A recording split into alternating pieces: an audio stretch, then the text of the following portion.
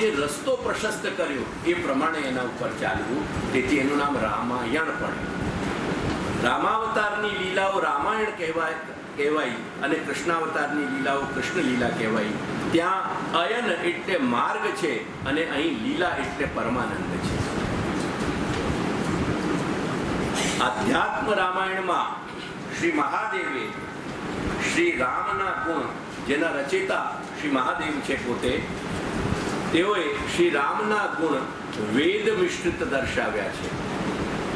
જાણે શ્રી રામ વેદની સમસ્ત મર્યાદાઓનું આચરણ કરતા હતા એવી રીતે, જેમ વાલ્મીકી રામાયણમાં સમાજગત, પરિવારગત અને મનુષ્યગત મર્યાદાઓને ધર્મનિષ્ઠ થઈને ધર્મના આધારે શ્રી રામચંદ્રે, શ્રી રામ ભગવાને ત્યાં પ્રસ્તુત કરી, એવી જ રીતે આધ્યાત્મ રામાયણમાં શ્રી રામનું વર્ણન વેદ મર્યાદાથી પ્રધાન બદલાવવામાં આવ્યું છે.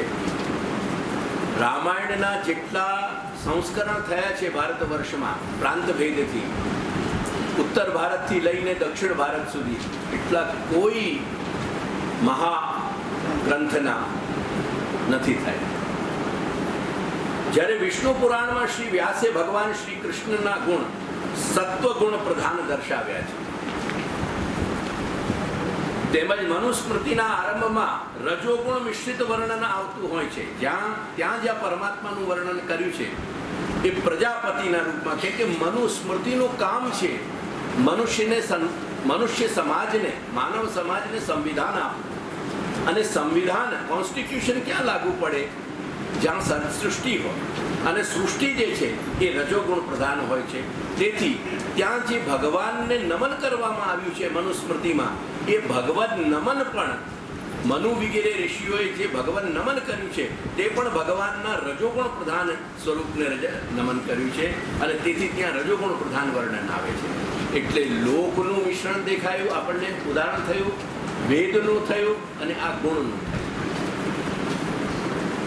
વાયુ પુરાણમાં મહાદેવ શિવની જ બ્રહ્મરૂપતા બતાવી છે. શિવ પુરાણ વગેરે અને વાયુ પુરાણ વગેરેમાં ભગવાન શિવને જ બ્રહ્મની રીતે બતાવ્યા છે, પરબ્રહ્મની રીતે. એટલે જે તે પુરાણોમાં અમુક દેવોને જે ગુણાવતારો છે, બ્રહ્મા, વિષ્ણુ વગેરે, એ બધાને પરબ્રહ્મ તરીકે બતાવ્યા છે. તેથી રજોગુણ પ્રધાન શ્રી મનુનું વર્ણન કે મહાદેવ પ્રધાન વાયુનું વર્ણન, તેનાથી એવું ન સમજી લેવું જોઈએ કે મનુ અને વાયુ ભગવદ ભક્ત નથી. એવું ના માનવું જોઈએ કે મનુને ભગવાનનું ગુણાતીત સ્વરૂપ ખ્યાલમાં નહોતું, કે વાયુદેવને ભગવાનનું ગુણાતીત સ્વરૂપ ખબર નહોતી. પરંતુ કારણ કે રામાવતાર વખતે સ્વયં શ્રી વાયુદેવ શ્રી હનુમતલાલનું સ્વરૂપ ગ્રહણ કરે છે. હનુમતલાલ વાયુનો અવતાર છે અને એ પરમ રામ ભક્ત હતા. તેથી લોક વેદ ગુણના મિશ્રણની બાબતમાં શંકા રાખવી નહીં. આ માત્ર એક ચેષ્ટા કે ક્રીડાના પાસાઓ છે. શ્રી પ્રભુના ચેષ્ટાની જુદી જુદી અદાઓ છે, જે ક્યારેક લૌકિક પ્રધાન, લોક પ્રધાન દેખાય છે, ક્યારેક વેદ પ્રધાન દેખાય છે, ક્યારેક સત્વગુણ પ્રધાન દેખાય છે, ક્યારેક રજોગુણ પ્રધાન દેખાય છે, ક્યારેક તમોગુણ પ્રધાન દેખાય છે, અને ક્યારેક લોક, વેદ અને ગુણોના સંમિશ્રણથી ભરેલી દેખાય છે. તેથી ત્રિવિધ ગુણ અને લોક તેમજ વેદના મિશ્રણથી મુખ્ય 5 પ્રકારના ભગવત કથાના વક્તાઓના ભાવ પ્રમાણે ભેદ બની જાય છે. તેથી જ બ્રહ્મા, વિષ્ણુ, મહેશ્વરના ગુણાવતારો પણ મૂળમાં પરબ્રહ્મના જ અવતાર ગણવામાં આવે છે. ત્યારે જે ઉપપુરાણ વગેરે અન્ય શાસ્ત્રો છે તેવા સંકીર્ણ પુરાણ અને શાસ્ત્રોમાં મિશ્રિત હોવાના કારણે 6ઠ્ઠા પ્રકારની પણ સંપૂર્તિ થઈ જાય છે. આ રીતે લોક, વેદ અને ગુણના મિશ્રણથી 6 ગુણાધારોની, ગુણના જે આધારો છે, આશય, આપણો ગ્રંથનો મૂળ થ્રસ્ટ જે છે એ ત્યાં જ છે. એટલે ગુણાધારોની 6 પ્રકારના સમુદ્રોની સમજથી વક્તાઓના મનોભાવ અને તદનુસારી ભગવત શ્રવણ વગેરે સ્વરૂપો પણ સમજાઈ જાય છે. જે ક્ષારોદ, ઇક્ષોદ અને સુરોદ વગેરે જેટલા ભેદ બતાવ્યા છે, હેયોપાદેય સ્વીકાર કે અસ્વીકાર કરવા, એમાં જે સ્વભાવ તે સમુદ્રમાં રહેલા તરળ પદાર્થનું રહેલું છે તે સ્વભાવ વક્તાઓમાં પણ છે. અને એ વક્તાઓના મુખથી જે ભગવત કથા નિસૃત થઈ રહી છે તે કથામાં પણ એ ગુણભાવ આવતા હોય છે. અને એ ગુણભાવ વક્તાઓના માનસને પણ શ્રોતાઓના માનસને પણ પ્રભાવિત કરતા. ઉપરિક્ત પ્રકારે પુરાણ અને શાસ્ત્રોમાં સંકીર્ણ અને મિશ્રિત હોવાના કારણે છઠ્ઠા પ્રકારની પણ સંપૂર્તિ થઈ જાય છે. ત્યારે આ સંદર્ભમાં અમૃતના સાગર અમૃતોદ તુલ્ય અવતારી મહાપુરુષોની વિગત જાણી લઈએ. હવે કેમ કે અમૃતોદને તમને થોડુંક જુદી રીતે સમજવું છે અને 6 સાગરના બીજા જે 6 ભેદ છે એને થોડુંક બીજી રીતે સમજવું છે. નહીં તો બધા પાસાઓ મળી જશે, ભેગા થઈ જશે.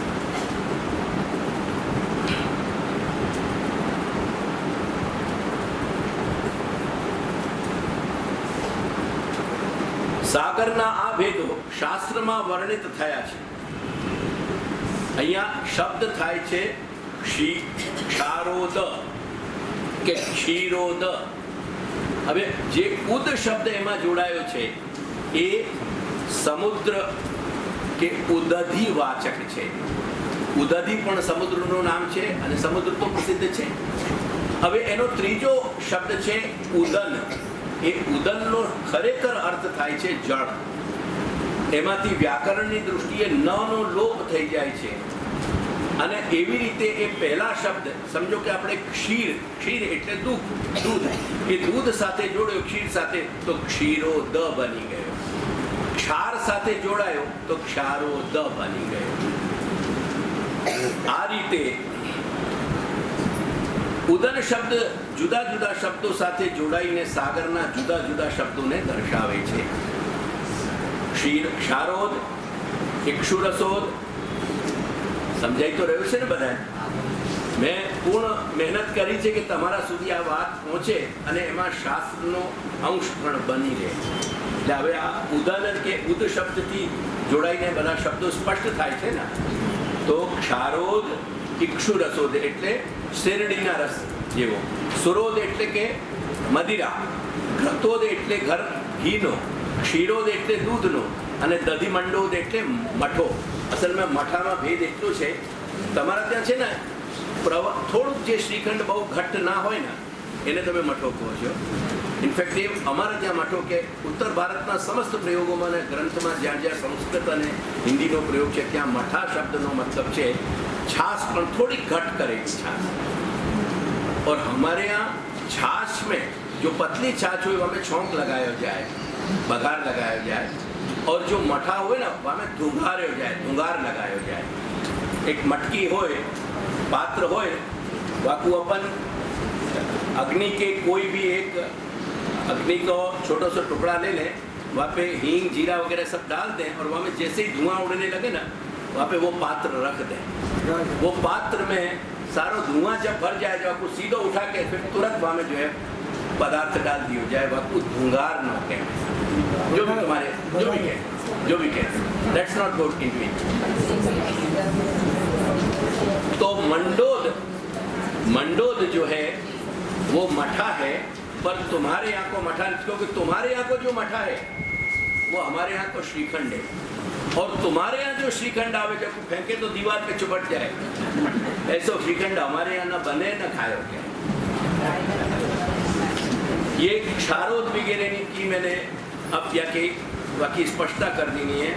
खारो समुद्र अरुचिकर, अस्वास्थ्यकर અને તૃષ્ણા અનિવર્તક એના ગુણધર્મો લખ્યા. આ જ બધા ગુણધર્મો વક્તાઓમાં આવશે, ધ્યાન કર. આધારભૂત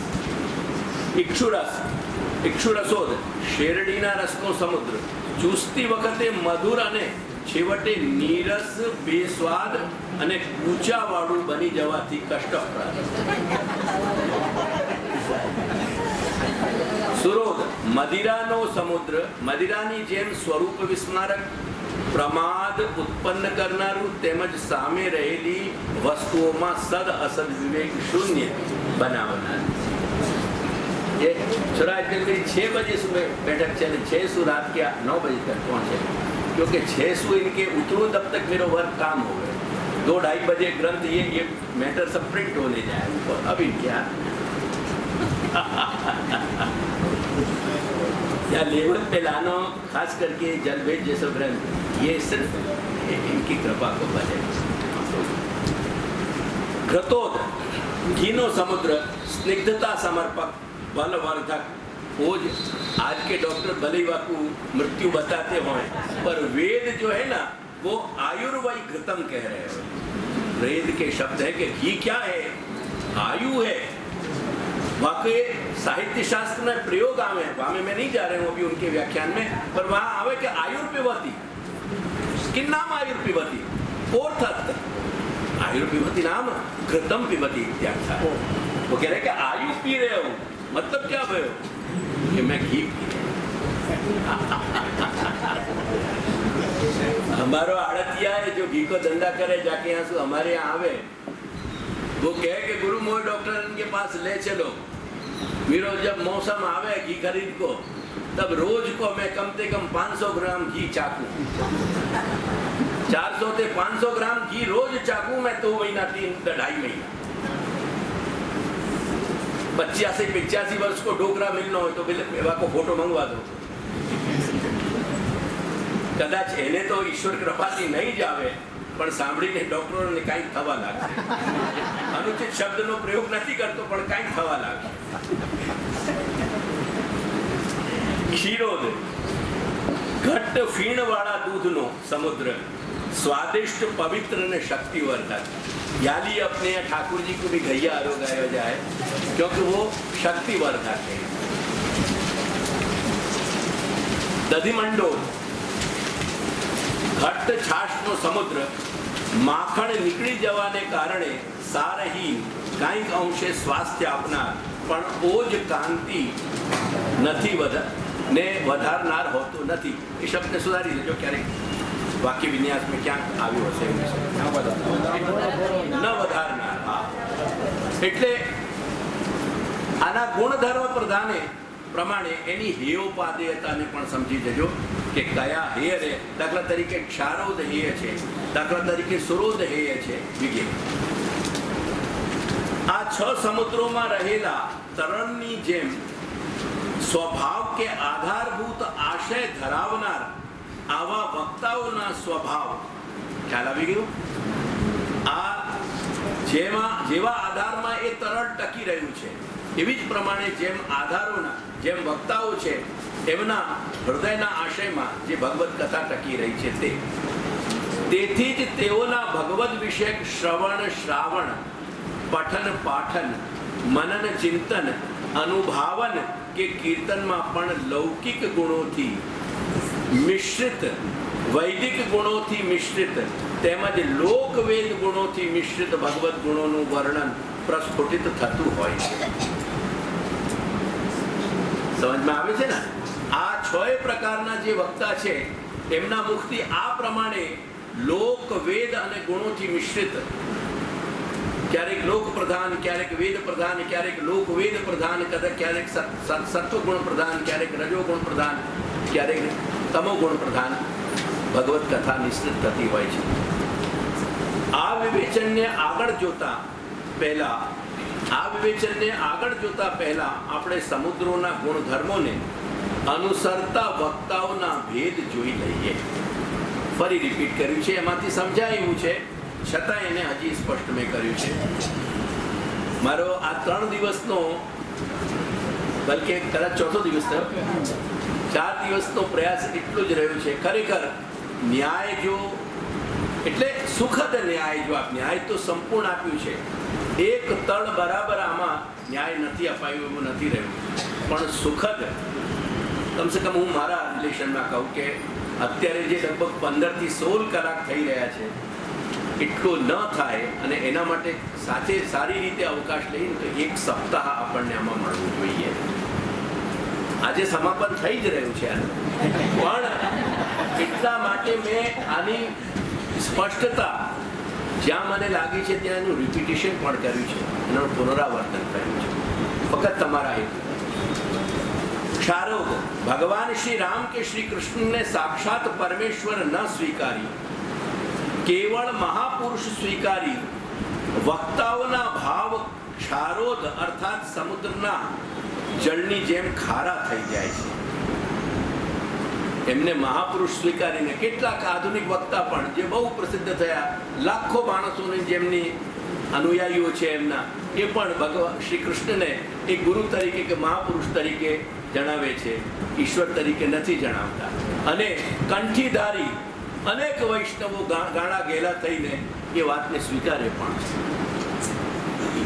તેથી આવા લોકોના સત્સંગથી ભક્તની ભક્તિ માર્ગીય તૃષ્ણા કદીય મટતી નથી.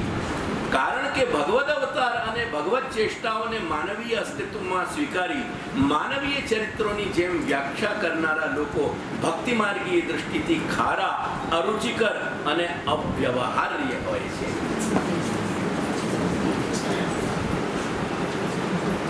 ઇક્ષુરસો પરમાત્માને અપ્રાકૃત ગુણવાળા સ્વીકારતા પણ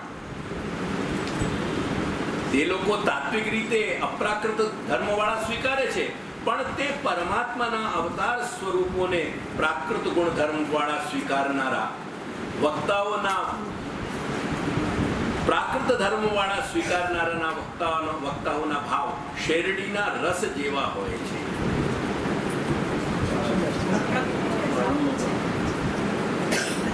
સ્વરૂપોને પ્રાકૃત ગુણધર્મવાળા બનાવીએ.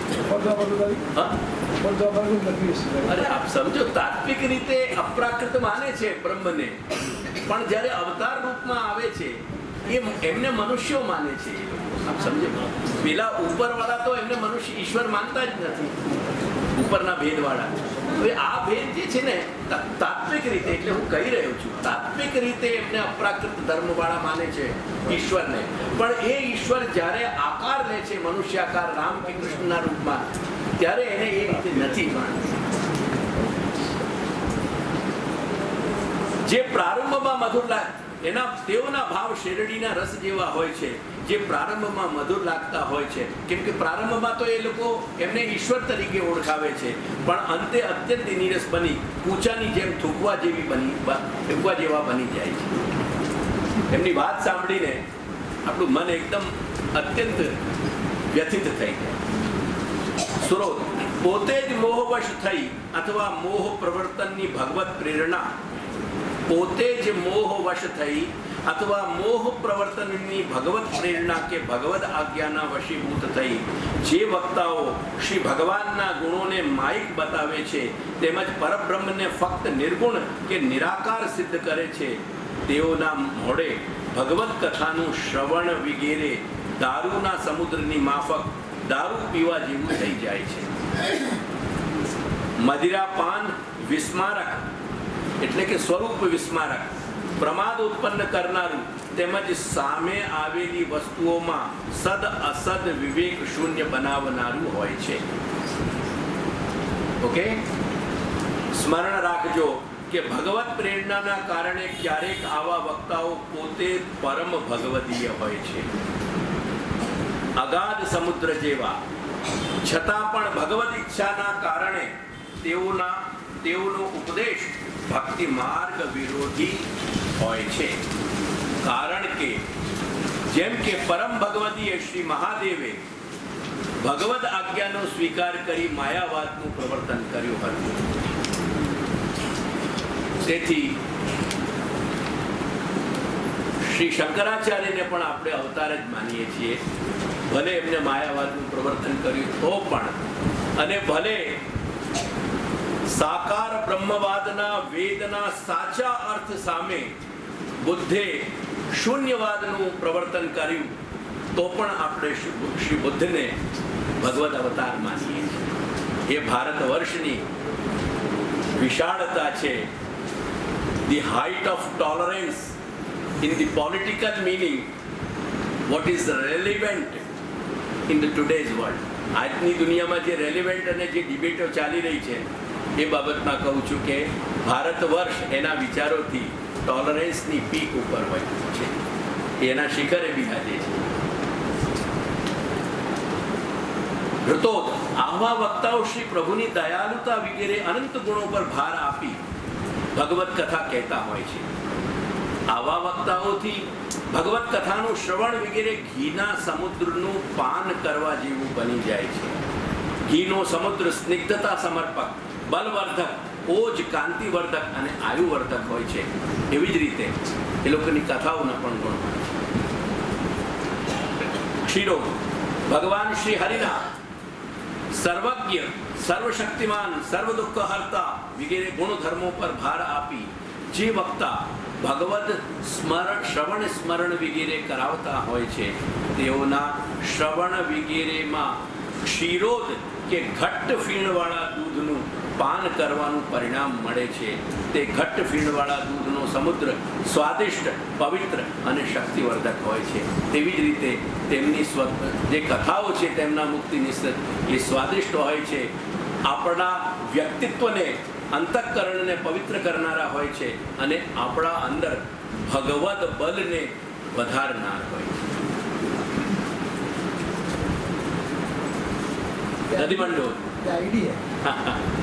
દધિમંડો વેદ શાસ્ત્રોમાં જણાવેલી મર્યાદાઓ પ્રમાણે ભગવત સ્વરૂપના ગુણધર્મ, લીલા, પરિકર વગેરેને જેઓ ભગવત ચરિત્રોને સીમાઓમાં બાંધીને જણાવે છે તેવા વક્તાઓનો ભાવ દધિમંડોદની માફક હોય છે. દધિમંડ એટલે કે ઘટ્ટ છાશ કે જેમાંથી માખણ કાઢી લેવામાં આવ્યું છે તેની જેમ સારહીન થઈ જાય છે. કારણ કે ખટ્ટી છાછ મોહે સ્વાદ ના લાગે. સુર ખવૈયા ઘીકોની અભિવ્યક્તિમાં પરમાનંદના ભજન રસની મનોકામના રાખનારા પુષ્ટિ ભક્તોને ઘટ્ટ છાશ માત્ર નીરસ અને સારહીન જ લાગે છે. તેથી શ્રી પ્રભુના અવતારોની પૌરાણિક ઇતિહાસની જે કથાઓ કહેતા હોય ત્યારે ભગવાનને ક્યાંક ને ક્યાંક ભગવત ચેષ્ટાઓને અને લીલાઓને તે સીમાઓમાં બાંધીને એની કંઈક પરિસીમાઓ બનાવીને આપણને સમજાવતા હોય તે કોઈ પણ પુષ્ટિ ભક્તના ગળે ના હોય.